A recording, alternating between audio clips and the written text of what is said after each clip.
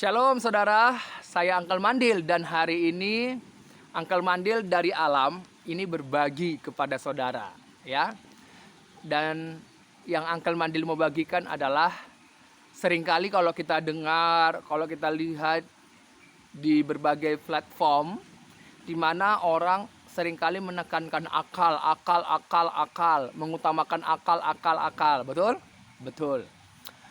Tetapi orang-orang yang berkata tentang akal-akal itu sebenarnya mereka tidak ngerti, tidak paham, tidak tahu ya apa yang mereka katakan. Coba tanyakan, kapan akal ada dalam diri manusia? Kapan akal itu ada dalam dirimu? Tidak ditemukan di kitab manapun kecuali dalam Alkitab. Ya, yang menjelaskan kapan akal itu ada. Kapan akal itu ada pada manusia? Sekali lagi saya bertanya kepada engkau yang melihat video ini. Kapan akal itu ada pada dirimu? Kapan? Ini saya berkomunikasi kepada saudara. Saya adalah orang desa yang percaya Tuhan Yesus Kristus dan hari ini mau bertanya ya, berkomunikasi dua arah kepada saudara. Engkau melihat kan video saya ini? Yuk, jawab, kapan akal itu ada pada dirimu? Jangan hanya berkata akal, tetapi engkau tidak tahu kapan akal itu ada.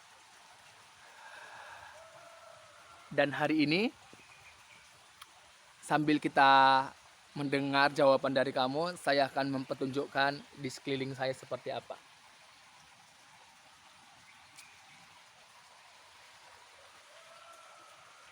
Nah, udah tahu jawabannya belum? Kapan akal itu ada pada dirimu? Kamu punya akal, punya kan? Sekarang pertanyaannya adalah kapan akal itu ada pada dirimu? Harus pakai data kita ya. Nggak boleh nggak pakai data. Harus pakai data coy. Kapan akal itu ada? Kamu punya akal? Punya. Kamu punya akal. Kapan akal itu ada pada dirimu? Kapan? Kapan? Kapan engkau berakal atau punya akal? Kapan coy? Sudah tahu jawabannya? Kalau belum tahu, saya akan tunjukkan lagi di sekitar saya seperti apa.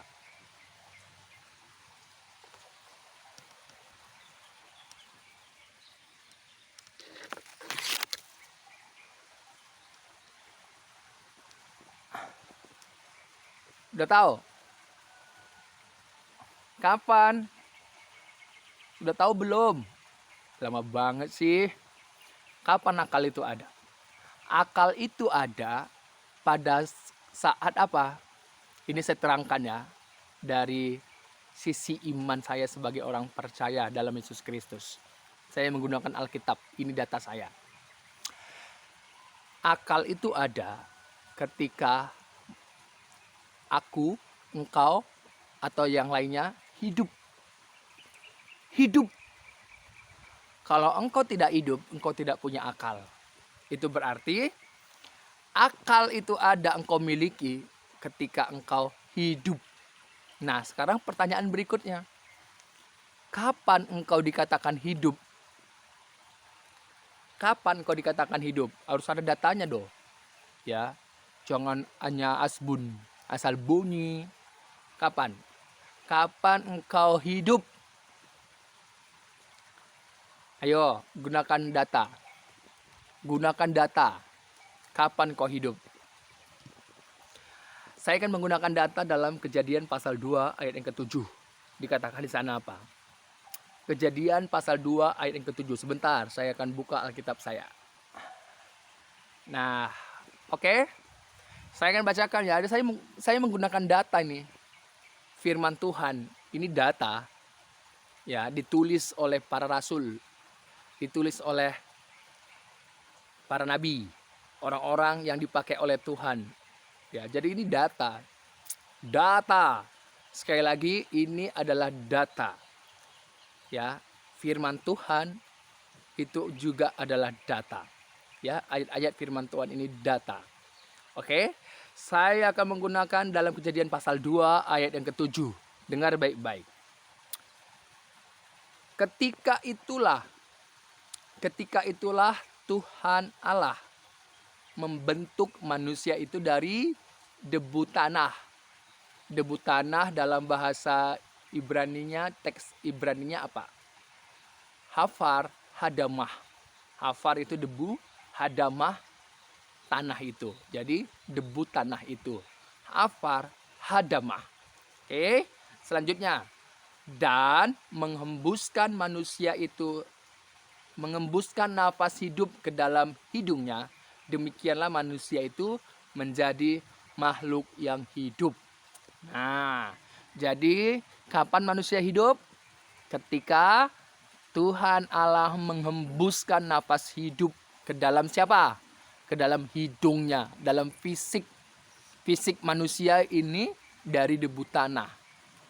Afar hadamah. Dan Tuhan mengembuskan nafas hidup. Nisma kayim.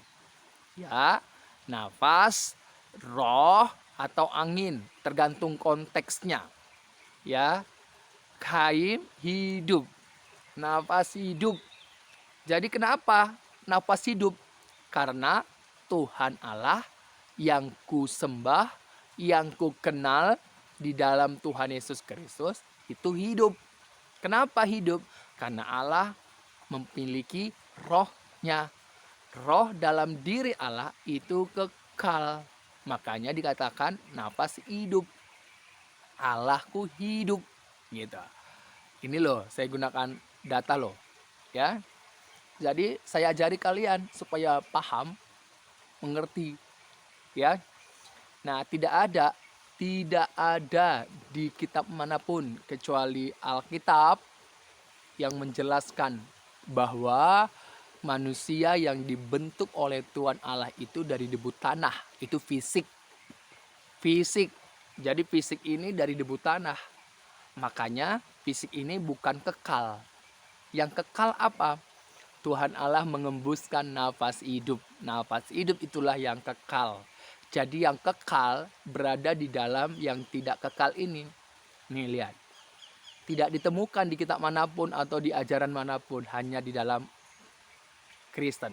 Di dalam Alkitab Yesus Kristus. Makanya kalau ada orang berkata punya akal, tanya dulu. Kamu punya akal sejak kapan? Mana datanya? Kemudian kalau kamu hidup, sejak kapan kamu hidup? Mana datanya? Harus ada, saudara cerdas ya. Oke. Tuhan Yesus memberkati. Sekali lagi, kita orang percaya dalam Yesus Kristus sungguh jelas, clear bahwa orang yang telah dibentuk oleh Tuhan Allah, ya, sesuatu yang dibentuk oleh Tuhan Allah dari debu tanah, ya, pada waktu itu Tuhan Allah membentuk manusia itu dari debu tanah dikatakan. Kemudian dihembuskan napas hidup. Jadi dalam Kristen, Tuhan Allah mengembuskan napas hidup ke dalam hidungnya sehingga manusia itu menjadi makhluk yang hidup. Makhluk yang hidup artinya makhluk yang berjiwa, yang mempunyai pikiran, perasaan, dan kehendak. Ya, puji Tuhan. Ya, puji Tuhan. Oke, salam dari saya, Uncle Mandil, mau mengajari, mau berbagi buat kalian yang tumpul isi kepalanya atau hatinya. Ini saya ajari kalian. Dari desa saya, walaupun saya orang desa, tetapi belum tentu saudara yang tinggal di luar desa, saudara lebih smart. Tidak. Orang yang smart itu adalah orang yang takut akan Tuhan. Belajar hidupmu untuk takut akan Tuhan. Ya, Tuhan Yesus memberkatimu.